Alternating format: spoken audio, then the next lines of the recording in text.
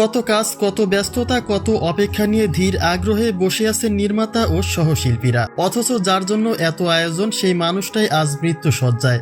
Surgery সফল হয়ে জ্ঞান ফিরে আসলেও দুচোখ মিলে তাকিয়ে থাকা ছাড়া আর কোনো সাড়া নেই তানিয়া বৃষ্টির। তার খোঁজ খবর নিতে ফোন দিলে পরিবার থেকে জানানো হয় কথা বলার মতো অবস্থা নেই তানিয়া বৃষ্টির। দুচোখ মেলে তাকিয়ে থাকা তানিয়া শুধু অপলক দৃষ্টিতে তাকিয়েই থাকেন। তার স্মৃতিশক্তি এখনও স্বাভাবিক হয়নি। সম্পূর্ণ সুস্থতা ফিরে আসতে সময় লাগবে।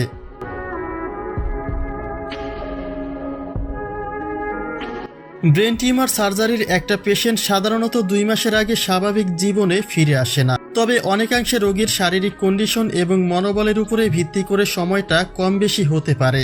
আবার অনেক ক্ষেত্রে ব্রেইনে আঘাতটা বেশি হলে পেশেন্টের সুস্থতায় দীর্ঘ সময় লেগে যেতে পারে, যার ফলে তানিয়ার পরিবার থেকে জানানো হয়েছে তানিয়াকে কাজের জন্য কেউ ফোন দিয়ে যোগাযোগ করার চেষ্টা করবেন না। তানিয়া সুস্থ হয়ে উঠলে সে নিজেই সবার সঙ্গে যোগাযোগ করবেন, কেননা ব্রেইনে সার্জারি করা একটা রোগীর নানা ধরনের ঝুঁকি থাকে।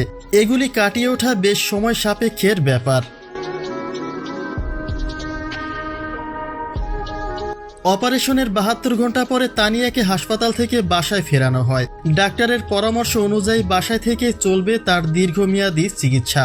যদিও তার বিপদের আশঙ্কা কেটে গেছে, তবে ব্রেইনের ক্ষতস্থান সেরে উঠতে সময় লাগবে এবং মস্তিষ্ক স্বাভাবিকভাবে ফিরে না আসা পর্যন্ত নিবিড় পর্যবেক্ষণে চলবে তানিয়ার চিকিৎসা। সর্বশেষ তার পরিবার থেকে জানানো হয়েছে তানিয়া বৃষ্টির জ্ঞান ফিরে আসলেও সে এখনও অসুস্থ।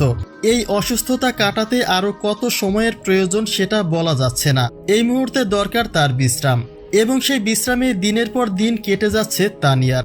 সকলের দৃঢ় প্রতীক্ষা কবে স্বাভাবিক জীবনে ফিরে আসবেন তানিয়া বৃষ্টি।